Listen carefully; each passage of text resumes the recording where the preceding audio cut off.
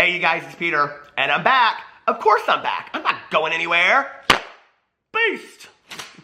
I'm YouTube famous now. Available in 2000 BC. The album Dad AF. The soundtrack to Dramageddon 2019 2.0.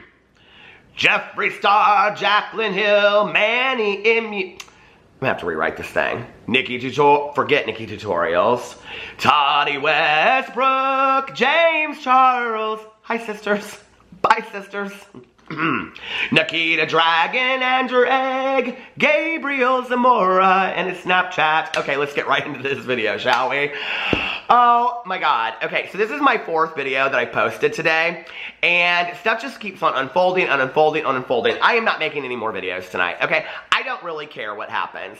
I don't care if all of them move into a commune and start having all kind of lovemaking sessions. I'm not. Listen, I'm not making no more videos tonight, okay? I don't care what happens tonight. I don't care what kind of tea is exposed. I'm not making no more videos tonight. And unless something really pops off, tomorrow my video probably won't be about Dramageddon 2.0 because apparently Dramageddon 2.0 is over, it is finished, it is done.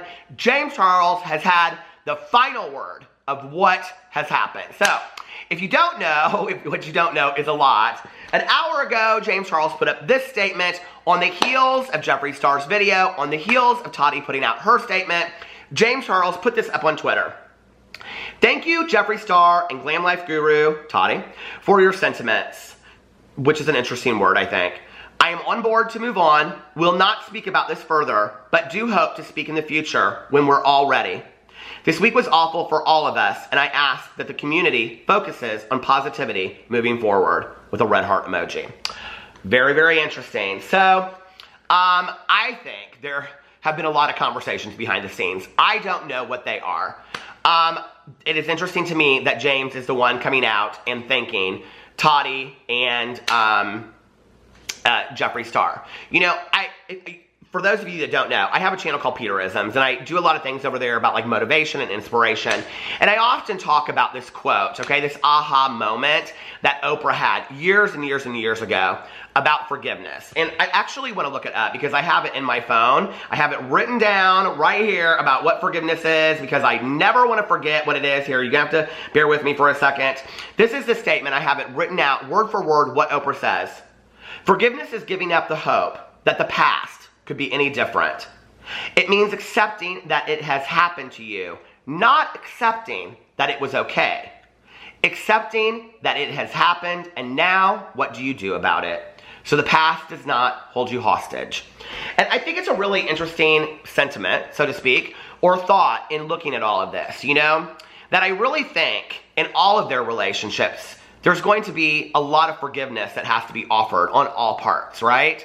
Not forgiveness and forgetting what happened, but in forgiveness and looking at the situation as it has happened, what do you do from this? You know, on the outside looking in, and I have evaluated this, as many of you have, from, you know, all different kinds of angles, and looked at it, and speculated, and wondered about conversations behind the scenes, and wondered what happened, and looked at this allegation, and this receipt, and looked at what somebody said, and who was faking what, and what was being said, and who do we believe, and who do we stand, and who do we fan, and at the end of the day, it has happened, okay? Now, what do we do with it? I think a lot of people out there are feeling very, very jaded. They feel like they were took along on an emotional roller coaster when all they really wanted to do was just enjoy makeup and the beauty industry and the beauty tutorials and all of that. And this is not what they bargained for, but this is what was presented to them. So what do we do about this moving forward? You know, Tati, Jeffree, and James are all asking us to move on at this point. So I really think, you know, they've already made the decision to do that. I do believe that behind the scenes there's been some kind of conversation, legal or otherwise. I don't know what the conversation is. It really almost seems to me, if I had to guess, and more speculation, I guess, whatever, that there was some kind of conversation where James said, hey, listen, I am going to pursue this legally if you guys continue to push this. So is there any way that we can negotiate and sit down and talk about this? Okay, nobody wants to talk. They're all agreeing that they don't want to talk to each other privately at this point and have any kind of discussion. But they're all kind of insinuating that maybe down the road they would do that. And what they're saying is there's a lot of hurt feelings there. There's a lot of things that even though we're not going to present it to the public anymore, we still need to address between all of us. Like, we still have these feelings, you know? Tati came out and made her video because she had some very, very strong feelings about things. Jeffree backed those things up because he had some very, very strong feelings about it. Do I think that their minds changed overnight just like that? No, I don't. I think they still have some very strong feelings about those things. And James feels very betrayed by all of it. But, you know, we have to remember also that for James, this didn't just start with Tati and Jeffree. This started a week before that, okay? This started with Met Gala conversations and people coming out with allegations. I mean, there's a lot more to this whole situation for James.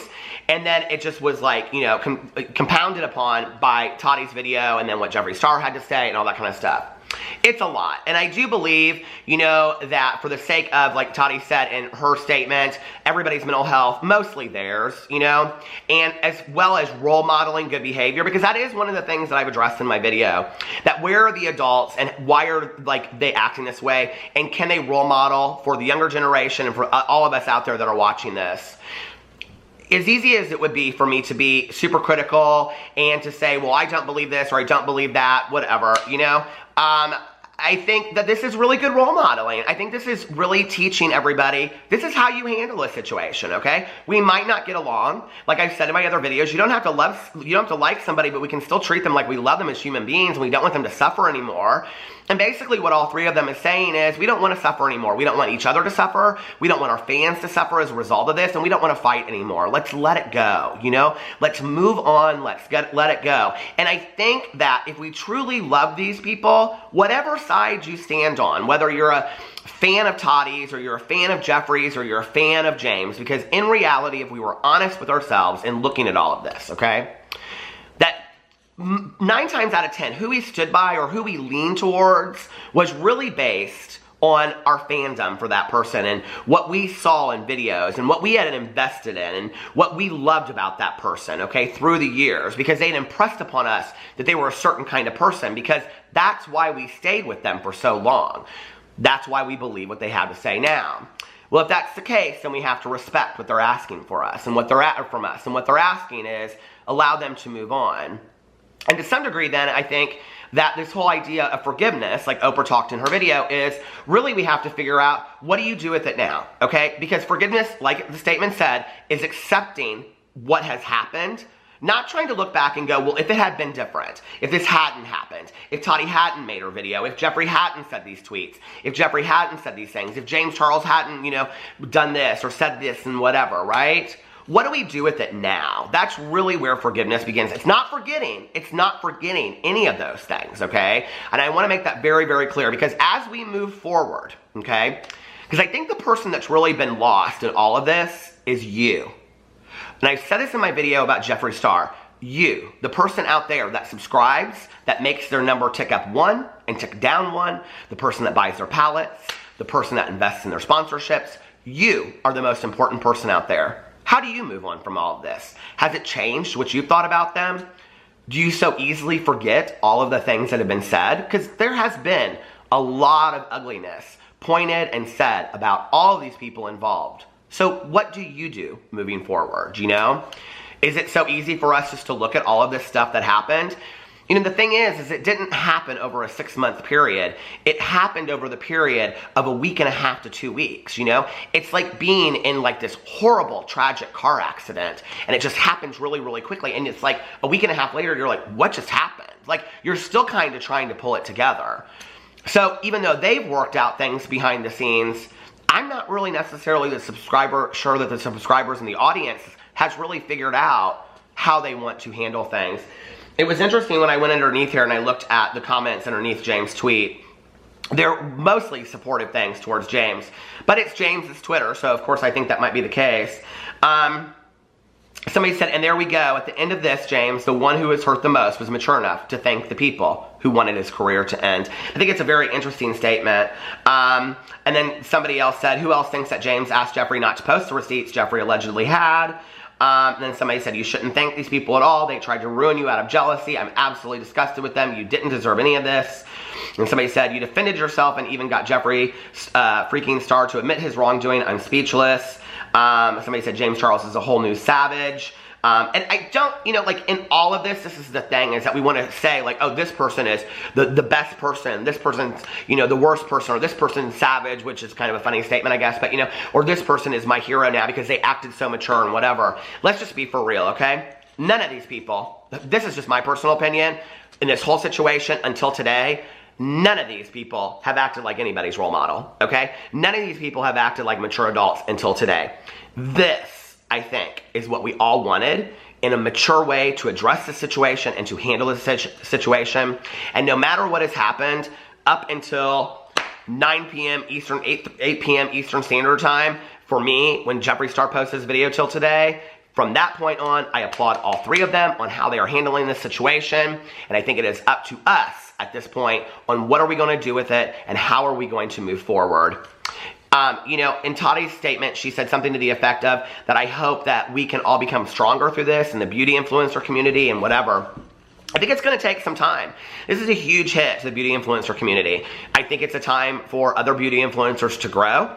I think it's a time that we really need to reflect and look at those beauty influencers out there that are non-problematic, that aren't getting involved in all this kind of stuff. And I think we have said it for a very long time. And maybe it is my job as a drama commentary channel to really focus some attention on those beauty influencers out there that have done nothing to be a part of any of this, that really deserve the positive attention, because maybe it is them that we are going to build the next foundation for the next generation of the beauty influencer community, so that we do not repeat this in the years to come. And I hope that we don't, because there's a lot of broken hearts, there's a lot of broken friendships, there's a lot of broken relationships, there's a lot of like brand deals that will never go through at this point, and the whole thing is very, very sad and tragic to me. So anyway, I think we've watched with a very keen eye, all of us, and kind of like, what's next, what's next, what's next? And I think that we're all going to have to decide how to handle it going forward. I don't know. What do you guys think? Do you believe it? Do you not believe it? Do you think there are conversations going on behind here? Do you think they finally just had this like come to Jesus meeting and said, hey, listen, okay, we're putting an end to this. This has gone on far enough. Everybody's hurt. Do you think there's some legal stuff going on behind the scenes? Do you think that one person was just like, I can't do this anymore? It could be so many different things. And I don't know that it really, really matters. I don't know that it matters how we got there. I think the fact is that we're there, and now it's up to us to decide what we're going to do next. So what are you guys going to do? How are you going to handle it? What do you think about all of this? Let me know in the comment section below. I'm going to go and hang out with my dogs and my husband. I love you guys. I hope you're having a fantastic Sunday evening, and I will see you tomorrow, probably in some totally unrelated drama. Bye.